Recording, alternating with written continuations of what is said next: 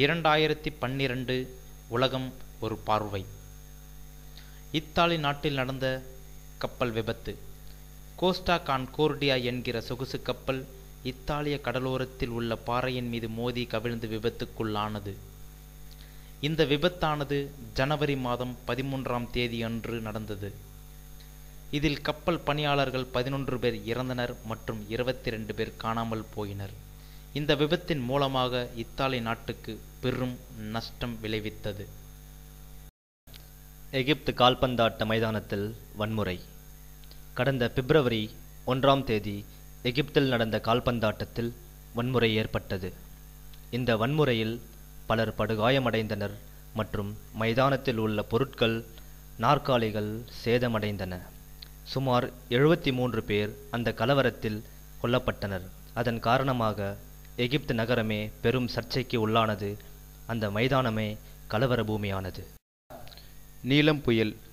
October 28ஆம் தேதி அன்று ஏற்பட்ட நீலம் புயல் தமிழ்நாட்டில் அதிக பாதிப்பை ஏற்படுத்தியது. இந்த புயலின் காரணமாக கடலோர மாவட்டங்கள், குறிப்பாக பாண்டிச்சேரி, கடலூர் மாவட்டங்கள் பெரும் சேதத்திற்குள்ளாயின. சென்னையில் மட்டும் நூற்றுக்கணக்கான மரங்கள் வேரோடு சாய்ந்தன. இந்த புயலின் காரணமாக மும்பையைச் சேர்ந்த பிரதிபா கப்பலின் நங்கூரம் உடைந்து கரையை தட்டியது. விளையாட்டில் இந்தியா கடந்த டிசம்பர் 1ஆம் தேதி முதல் 12ஆம் தேதி வரை பஞ்சாபிலும் பீகாரிலும் நடந்த உலகக்கோப்பை கபடி போட்டியில் இந்தியாவின் ஆண்கள் அணியும் மற்றும் மகளிர் அணியும் அபாரமாக விளையாடி வெற்றி பெற்றது. இந்த போட்டியில் வெற்றி பெற்ற அணிக்கு ரூபாய் 2 கோடி பரிசாக வழங்கப்பட்டது. இதில் கவனிக்கத்தக்க விஷயம் என்னவென்றால், பாகிஸ்தான் அணியை எதிர்த்து இறுதிப் போட்டியில் இந்தியாவின் ஆண்கள் அணி வென்றது. இதேபோல் மகளிர் அணியும் ஈரானை தோற்கடித்து கோப்பையை தட்டிச் சென்றது. மேலும் இந்தியாவைச் சேர்ந்த விஸ்வநாதன் ஆனந்த் சதுரங்க போட்டியில் 5வது முறையாக உலக சாம்பியன் பட்டத்தை வென்றது குறிப்பிடத்தக்கது. உலக அரசியல் ஒரு பார்வை. கடந்த நவம்பர் மாதம் 6ஆம் தேதி அமெரிக்காவில் நடைபெற்ற அதிபர் தேர்தலில் குடியரசுக் கட்சியைச் சேர்ந்த பராக் ஒபாமா அவர்கள் ஜனநாயக கட்சியைச் சேர்ந்த வேட்பாளர் மிட் ரோம்னியை எதிர்த்து வெற்றி பெற்றார். பராக் ஒபாமா 2வது முறையாக அதிபராக தேர்ந்தெடுக்கப்பட்டது குறிப்பிடத்தக்கது. பதவியேற்பு விழாவில் அமெரிக்காவின் பொருளாதார வளர்ச்சிக்கு தாம் பாடுபடுவதாக அறிவித்தார். மேலும் ரஷ்யாவில் நடந்த அதிபர் தேர்தலில் விளாடிமிர் புட்டின் 3வது முறையாக அதிபராக தேர்ந்தெடுக்கப்பட்டுள்ளார் என்பது குறிப்பிடத்தக்கது. ஆண்ட்ரஸ் சிறைச்சாலையில் தீ விபத்து. மத்திய அமெரிக்காவில் அமைந்துள்ள ஆண்ட்ராஸ் நகரின் சிறைச்சாலையில் தீ விபத்து ஏற்பட்டது. இந்த விபத்தில் 300க்கும் அதிகமான கைதிகள் உயிரிழந்தனர். விபத்தின் காரணமாக சிறையில் இருந்த கைதிகளுக்கு உடம்பில் தீ காயங்களும் புகையால் மூச்சு திணறலும் ஏற்பட்டது. இந்த நூற்றாண்டில் நடந்த தீ விபத்திலே இது மிகவும் கொடூரமான விபத்து என்று கருதப்படுகிறது. அமெரிக்காவை உலுக்கிய சாண்டி புயல்.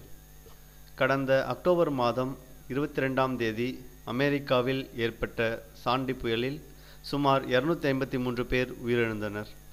அட்லாண்டிக் பெருங்கடலில் ஏற்பட்ட புயல்களிலேயே சாண்டி புயல் ஆனது பெரும் சேதம் விளைவித்த புயலாக கருதப்படுகிறது. அந்த புயலின் தாக்கமானது 8 நாடுகளை அச்சுறுத்தியது. சுமார் 35,000 கோடி பொருளாதார சேதத்தை ஏற்படுத்தியது. அமெரிக்காவின் வரலாற்றிலேயே 2வது பெரும் நஷ்டத்தை ஏற்படுத்தியது இந்த புயல். இதேபோல் பிலிப்பைன்ஸ் நாட்டிலும் போபா என்கிற சூறாவளி தாக்கியதில் 1067 பேர் உயிரிழந்தனர் மற்றும் 838 பேர் காணாமல் போயினர். இந்தியாவை உலுக்கிய தீவிரவாதம். 2008ஆம் ஆண்டு மும்பையில் நடந்த தீவிரவாத தாக்குதலில் 166 பேர் கொல்லப்பட்டனர் மற்றும் 293 பேர் படுகாயம் அடைந்தனர். இந்த சம்பவத்திற்கு காரணமான லஷ்கர்-இ-தொய்பா இயக்கத்தை சேர்ந்த தீவிரவாதிகள் சிலர் இந்திய இராணுவ வீரர்களால் சுட்டு கொல்லப்பட்டனர். மேலும் அன்று உயிருடன் பிடிபட்ட அஜ்மல் கசாப் என்கிற தீவிரவாதி கடந்த நவம்பர் மாதம் 21ஆம் தேதி தூக்கிலிடப்பட்டான்.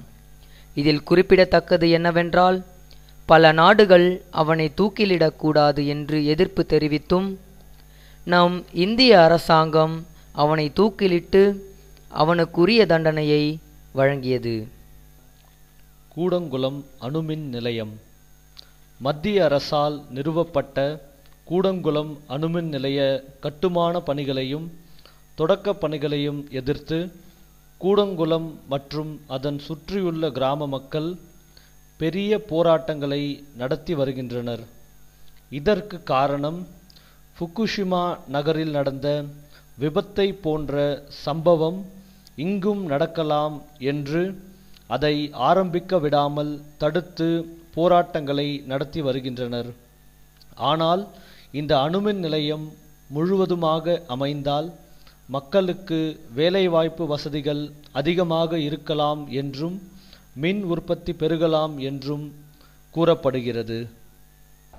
முக்திபேறு பட்டம் பெற்ற தேவசகாயம் பிள்ளை கன்னியாகுமரி மாவட்டத்தின் நட்டாலம் என்ற கிராமத்தில் 1712ஆம் ஆண்டு ஏப்ரல் 23ஆம் தேதி பிறந்தவர் நீலகண்ட பிள்ளை என்ற தேவசகாயம்.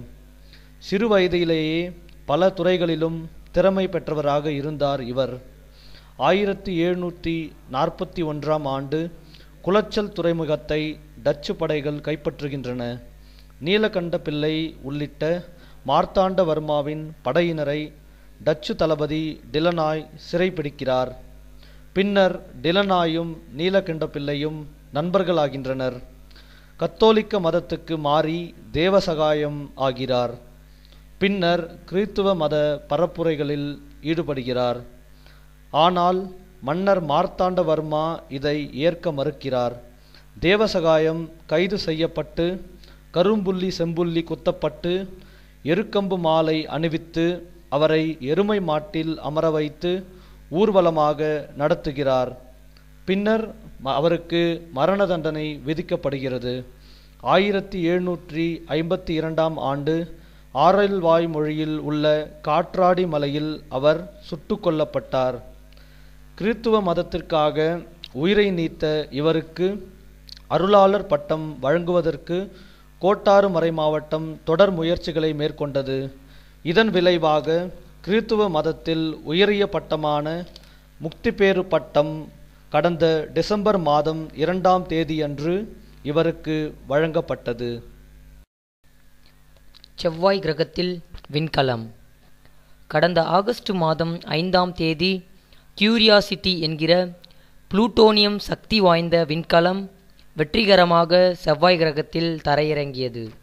இந்த விண்கலம் சுமார் 2 வருடம் அங்கேயே தங்கி அந்த கிரகம் மனித வாழ்க்கைக்கு உகந்த கிரகமா என்று ஆய்வு செய்து கொண்டிருக்கிறது. மேலும் அந்த கிரகத்தின் புகைப்படங்கள் அந்த விண்கலம் மணிக்கொரு முறை நாசா விண்வெளி ஆராய்ச்சி மையத்திற்கு அனுப்பி வருகிறது. இதன் வெற்றியை நாசா மிகவும் கோலாகலமாக கொண்டாடி வருகிறது. எனவே விரைவில் கியூரியாசிட்டி எனும் அந்த விண்கலம் நல்ல முடிவுகளுடன் நாசாவை வந்தடையும் என எதிர்பார்க்கப்படுகிறது. சாதனை படைத்தவர்களில் சிலர். உலக வரலாற்றிலேயே நிலவுக்கு சென்ற முதல் மனிதர் நெயில் ஆம்ஸ்ட்ராங் ஆவார். 1969ஆம் ஆண்டு ஜூலை மாதம் 20ஆம் தேதி அப்போலோ மிமி என்ற விண்கலம் சந்திரனில் தரையிறங்கியது.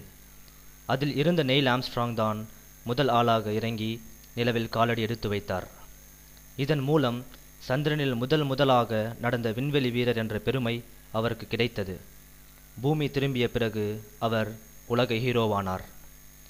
இவர் விண்வெளி ஆராய்ச்சியில் பல்வேறு சாதனைகளை புரிந்ததால் இவருக்கு முன்னாள் அமெரிக்க ஜனாதிபதி Richard Nixon presidential medal of freedom என்ற விருதினை வழங்கினார். இவர் உடல்நிலை சரியில்லாத காரணத்தால் கடந்த ஆகஸ்ட் மாதம் 25ஆம் தேதி அமெரிக்க நாட்டில் உள்ள ஓஹியோ மாகாணத்தில் தன் உயிரை நீத்தார். நெயில் ஆம்ஸ்ட்ராங் நிலவில் நட்டு வைத்த அமெரிக்க கொடி ஏற்கனவே அழிந்துவிட்டது என்பது குறிப்பிடத்தக்கது. இந்திய வம்சாவளியை சேர்ந்த அமெரிக்க விண்வெளி வீராங்கனை சுனிதா வில்லியம்ஸ் ஆவார். இவர் விண்வெளியில் பல்வேறு சாதனைகளை புரிந்துள்ளார். விபத்தில் பலியான கல்பனா சாவ்லாவுக்கு பிறகு இந்திய வம்சாவளியை சேர்ந்த 2வது பெண் விண்வெளி வீராங்கனை இவர். அதிக நேரம் விண்வெளியில் இருந்தவர் என்னும் சாதனை இவருக்குரியது.